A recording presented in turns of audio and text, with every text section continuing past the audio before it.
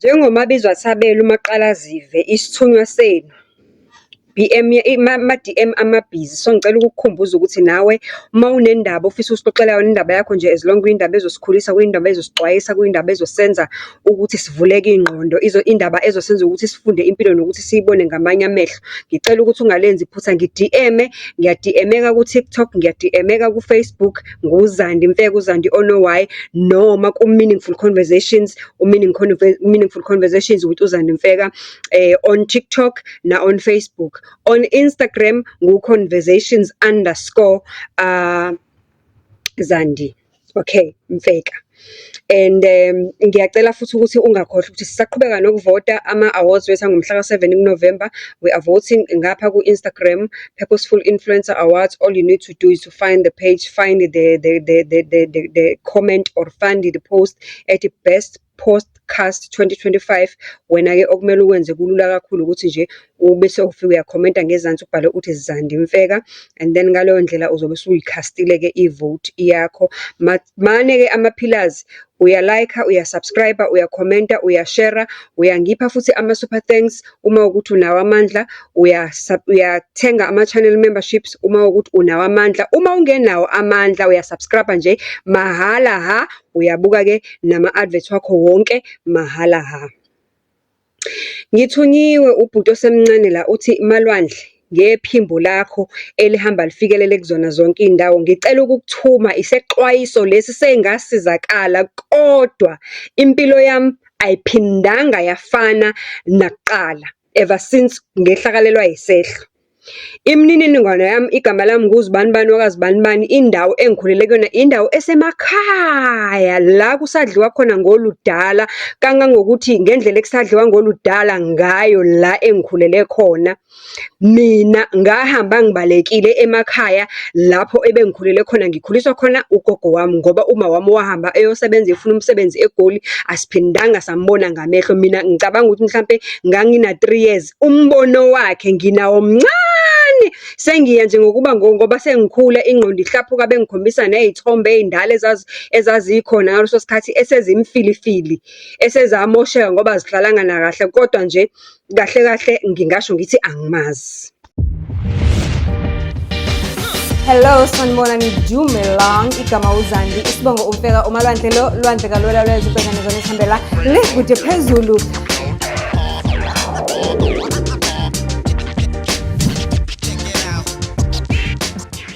Do join. Uthi kwathi esafunda isikole, yazi-ke izingane mazifunda isikole ziyaganga, ziyadlala, zenza ini, and ngokuchaza kwakhe uthi indawo yangakuwo la akhulela khona ngendlela ekusadliwa ngoludala ngakhona, iy'ntombi zisahlolwa. It's a must ukuthi iy'ntombi zihlolwe. Once nje intombazane yatholakala ukuthi ayisesiyona intombi, iyakhishwa esikoleni, iqhutshwe ihambe kuyofuna umqhoyisi, ukuthi kusaphilwa leyo mpilo nje.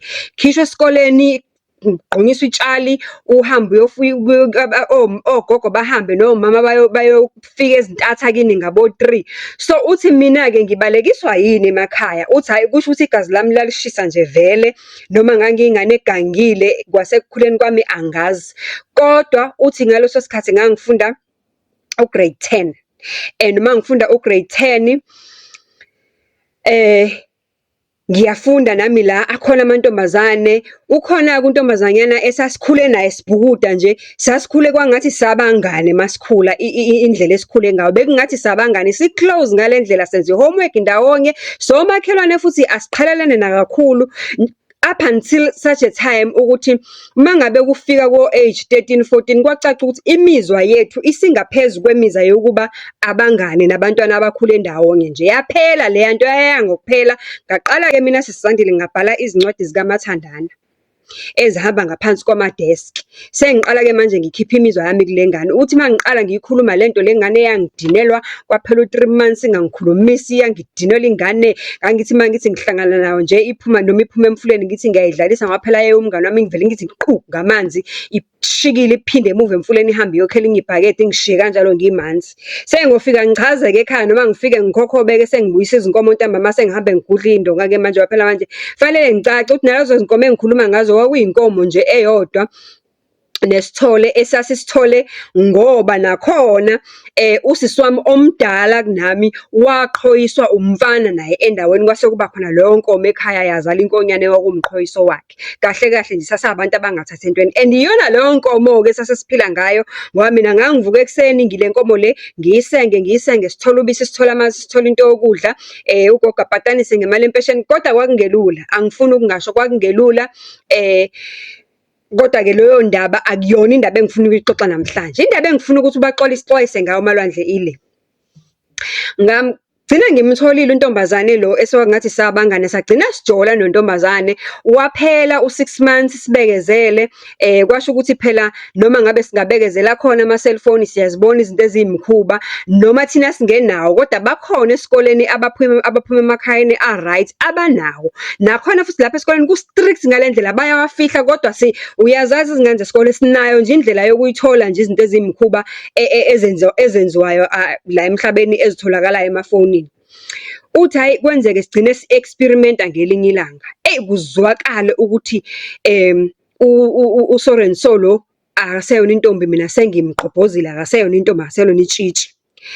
Ngezwa ngalelo langa ukuthi bazoze ekhaya bazobika ukuthi yimina engithatha umntombi bakhe and lapho ngiyazi kahle ukuthi ugogo wami akathatha entweni akanalutho le ngane uma exosha kubo kwayo kuthiwa izohlala ekhaya ngoba naku mina sengithatha umntombi bayo ngisenkingeni mina ngoba kusho ukuthi kuzothiwa angiyeke isikole ngiyofuna umsebenzi emaplazini ukuze ngikwazi ukukhulisa ukuze ngikwazi ukubeka imali amalobolo ngithathe lo ntombazane ngoba uthi kwakuwumkhuba lo wawujwayelekile vele endaweni. Nize-ke noma eminye imizi yabazali abazela amantombazane base beqala ukuvuleka ingqondo ukuthi kwenze ukuthi mangabe kuthiwa ingane iqhoyisiwe bahambe nje bayodimanda umqhoyiso lo ekufanele ukhokhiwe.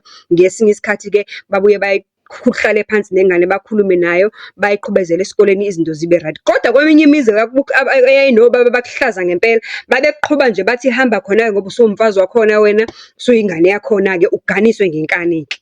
Uthi-ke ukuganga kwami sengikwenzile-ke kwavela-ke ingane kusho ukuthi iyangiceba kubo kwayo ngendlela ngendlela okwaphuma ngayo-ke ngoba mina sasivumelene nayo ukuthi ayifihli ithule kuze kuphele lowo nyaka ngibe ngisacabanga iplan ukuthi yini ezokwenzeka afterwards kodwa savumelana ukuthi ngeke siphinde silale. Okay, uthi hayi-ke kwenzeka ukuthi kwatholakala ukuthi-ke kusho ukuthi umntwana wawashawa uvalo walikhipha iqiniso wakhuluma nasematshitshini yini kuthiwa yini kuba nentombi iqhikiza ekuyilona eliphethe iy'ntombi kusho ukuthi washo untombazane iqhikizeni lahamba la umceba ekhaya kubo ukuthi lo akasesilona itshitshi akasakwazi ukuhamba namatshitshi ngoba umfana wazi bani usemqhoyisile.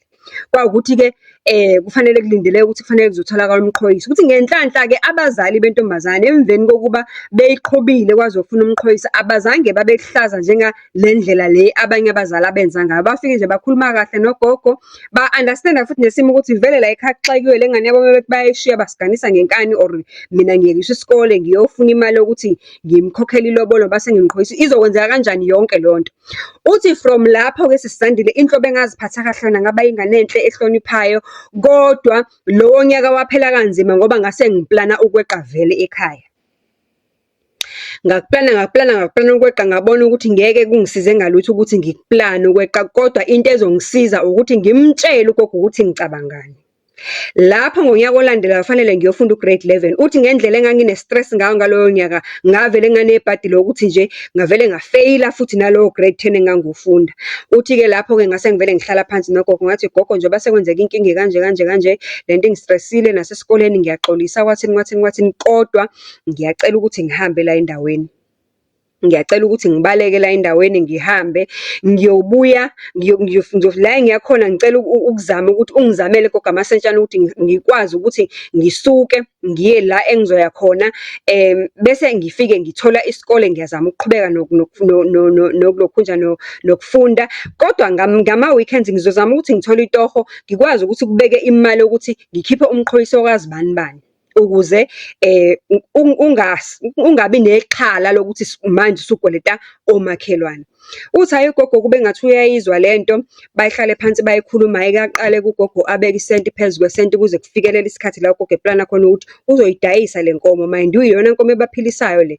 Uthi ayidayise le nkomo nangenhlanhla ngempela isheshe ithengwe le nkomo. Uthi alenze iplani umfana, ukhona umalume wakhe wayesekwelinye lamadolobha amakhulu. Uthi ungidonse ngendlebe ukuthi ngingasho next nje oluzomenza ukuthi umuntu omaziyo asheshe athole ukuthi kukhulunywa ngobani, ngoba uthi umphakathi wangakubo umphakathi owazanayo wonke and abantu ezikhathini samanje bakuma-social media platforms, so akafuni ukuthi aziwe. Uthi hhayi-ke ngiplane-ke ugogo angiplanise-ke, hhayi-ke kukhulunywe nomalume-ke owayekwelinye lamadolobha amakhulu, achazelwe isimo ukuthi umfana uyabaleka, uzama ukulungisa amaphutha akhe, kanjani kanjani kanjani. Bacela ukuthi amfihlise ekhanda emjondolo umalume la ehlala khona. Umalume wayeyi-security khona kwelinye lamadolobha amakhulu engathathi entweni naye. Kodwa-ke wasizwa isimo umalume, wavuma ukuthi hhayi-ke, okay mfana ngoba uyalibona iphutha lakho, ungafiki-ke la edolobheni elikhulu wenze lokhu ganga okubalekile emakhaya, ngoba bonga ukuthi leya ngane yabantu ayimithanga, kuba ukuthi nje uthatha inkomo kamama kuphela. Hhayi, nangempela-ke unyaka olandelayo-ke umfana-ke kuthi ngalowo Disemba lowo umalume womfana-ke before kuvalwe iy'kole, ngoba uthi yonke lento yenzeka ngabo November-ke, ngalowo nyaka lowo-ke sekuzolanda ama-report esikoleni, umfana wahamba wacela i-transfer. Umalume wamkhulumela-ke ey'ndaweni-ke lapho la engangena khona esikoleni, ama-public schools are-closed lapho. Nangenhlanhla uthi hhayi kwathiwa hhayi umfana wamthola uthisha owayewomakhelwane wakhe, umalume owayewomakhelwane kamalume, utisha emqashweni la ehlala khona umalume, wamkhulumelana notisha loyo. Utisha wathi hhayi, ayikho inkinga ngoba iy'kole seziyavalwa kanje sekulindwa ama-report, yena akavele athole i-transfer makuqala uJanuwari nje afike ngizomzamela isikhala. Uthi hhayi nangempela uthi nje izinto zivele zimhambele kahle. Uthisha futhi afike amthande. Uthi mesho uthisha loyo, uthisha nje one of the teachers abakhuthele abahasilishayo yabo. So uthisha ezihambela ngemoto e-right, uthisha lo wesilisa usihambela ngemoto e-right uthisha. And uthisha unezinto azenzayo abhizi ngazo ngama-weekend, uyadayisa ngapho forever, udayisa ngapho izinto ezithile, yabona nje izinto zokungenisa imali. So uthisha umuntu obhizi, so kangangokuthi makwama-Fridays uthisha nje ntambama uyahamba uyolanda i-stock sezinto zakhe, uyahamba udiliva izinto zakhe emakhastomeni, up and down, up and down, up and down. Uthi kuhambe ngize ngi-ofarishe mina kuthisha ukuthi thisha ngoba uhlezi ubhizi kanje awunaso ngisho isikhathi sokuthi ukline indlu yakho kahle, ngoba uthi uthisha wayehlala yedwa, umuntu wesilisa ehlala yedwa. Awunaso isikhathi sokuthi ukline indlu yakho kahle, newashingi nani nani. Ngicela nje uku-ofarisha mina ngoba ungisizile, ngicela ukukwashela imoto ngama-weekend. If ungamind kuwukuthi awunankinga yokuthi ushiye isikhiye makuyi-Friday ntambama or kuwumgqibelo, ngizovula endlini yakho ngikline kushaya umoya, newashingi ungayikhipha uma ngenze yami nami ngizokwenzela, ngoba uthi vele wayewasha umalume wakhe wayeyi-security, so wayewashela yena, awashele umalume wakhe, awashele nothisha. Uthi hhayi-ke uthisha hhayi angabi nankinga kuthisha-ke, to a point ukuthi azagcine ethi uthisha hhayi ngoba uwenza kahle lo msebenzi futhi vele uwumntwana o-right, uzwile nesimo sasekhaya la ephuma khona, uzomkhokhela ngalokhu akwenzayo. Kusho ukuthi uthisha uyamkhokhela u-R50 for ukuwasha, u-R50 for iwashingi, u-R50 for ukuklina endlini. So ukuthi umfana njalo nje nge-weekend yena uno-150 awutholayo kephi kuthisha. Ngicela ungilandele-ke ku-part 2 ukuthi isexwayiso sifika nini kanjani.